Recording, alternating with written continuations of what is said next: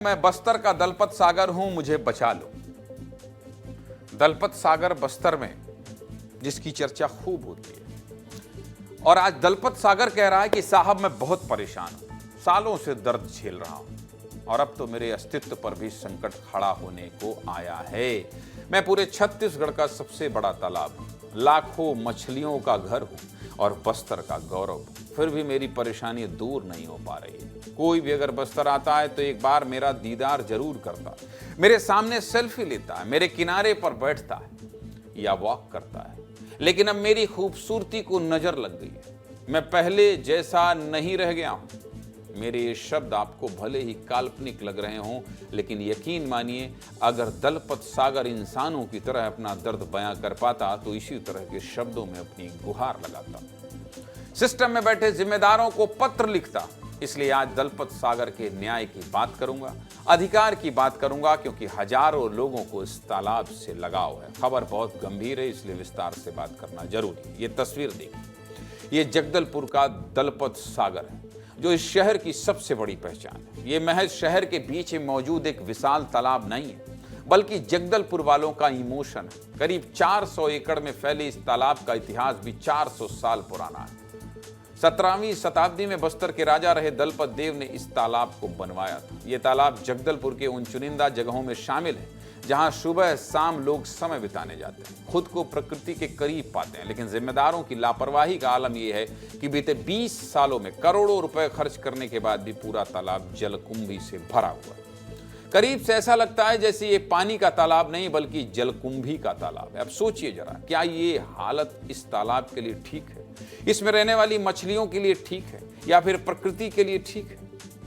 अभी कुछ समय पहले तक इसमें 7 जगहों से शहर का गंदा पानी जाता था। हालांकि 5 जगहों पर रोक लगाई गई है, अच्छी बात है, लेकिन अभी भी 2 जगहों से गंदा पानी जा रहा है। इस तालाब की ये हालत देखकर स्थानीय लोग कितने परेशान हैं, हमारे सहयोगी तामेश्वर सिन्हा ने एक रिपोर्ट भेजी, आपको दिखाता हूं, देखिए।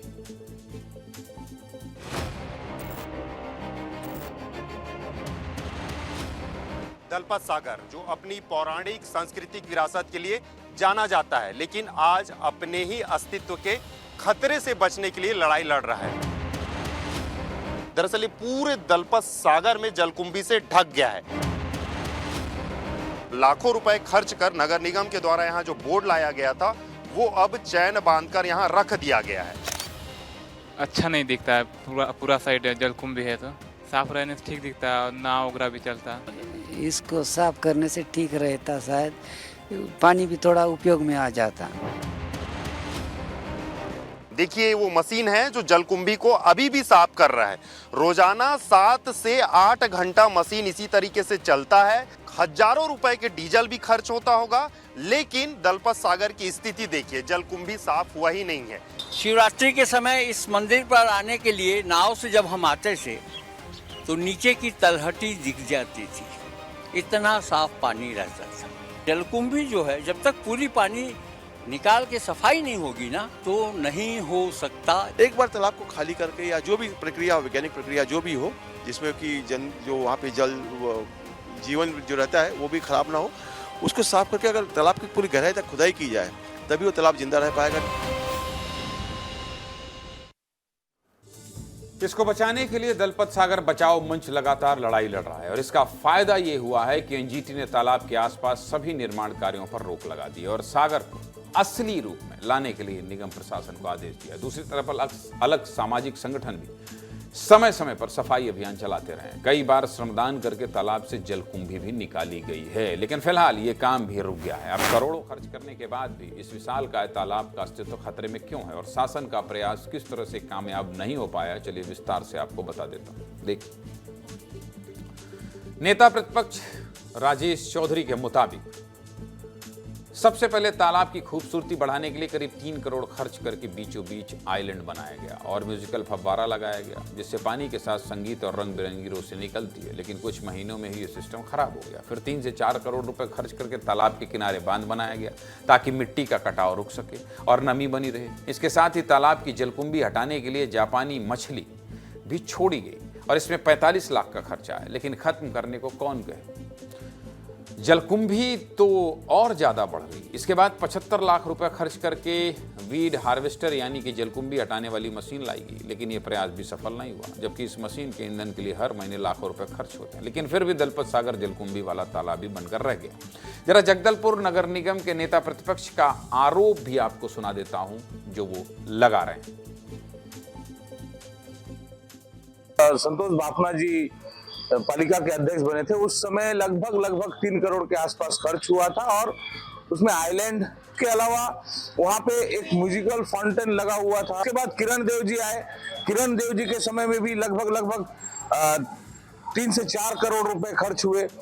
उस समय एक बंड जो है अवैध बंड, जिस लगभग ये जो 9.88 करोड़ रुपए अभी सैंक्शन हुई जो बता रहे हैं सिर्फ कागजों में और इनके भाषणों में सुनाई दे रहा है, क्योंकि धरातल में वो अभी तक कुछ दिखा नहीं है।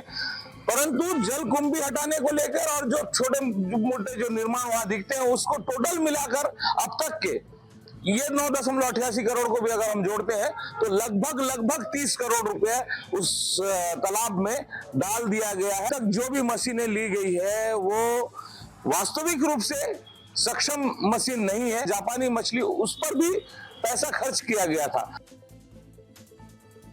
अब तक तो आप समझ ही गए होंगे कि ये जलकुंभी कोई छोटी मोटी समस्या नहीं है, और ऐसा नहीं कि ये खत्म नहीं होता। यहीं देख लीजिए, रायपुर में तेली बांधा तालाब में जलकुंभी था, खत्म हुआ ना भाई। अच्छा तालाब बनाना कोशिश करिए, सब कुछ होगा। ये पानी में रहने वाले जानवरों के लिए तो खतरनाक है ही, साथ में इंसानों के लिए भी खतरा है, क्योंकि जलकुंभी से रुके हुए पानी में मच्छर और कीड़े मकोड़े पनपने लगते हैं, जिससे डेंगू और मलेरिया जैसी कई बीमारियां फैल सकती है। इस परेशानी को दूर करने के लिए क्या कह रहे हैं महापौर, सुनिए।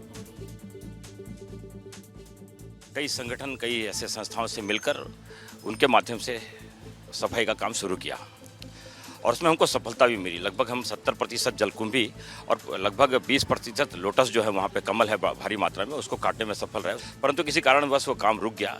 हमारे पास संस्थागत लोग अभी मिले नहीं हैं। वहाँ पे गंदा पानी शहर का जाता था, वो 7 स्थल से होकर जाता था। हमने 5 स्थल पर उसको बंद किया है, 2 स्थल पर अभी डाइवर्ट किया है। इस कारण से उसके हमको नतीजे मिल रहे हैं। हम बहुत जल्दी फिर शुरू करेंगे और हमारा एकदम संकल्प है।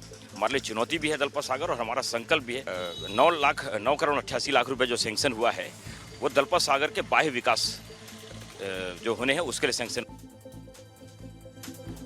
चलिए भाई, साफ करिए इसको, सुंदर बनाइए। जगदलपुर के लोगों को कम से कम एक तोहफा तो दीजिए।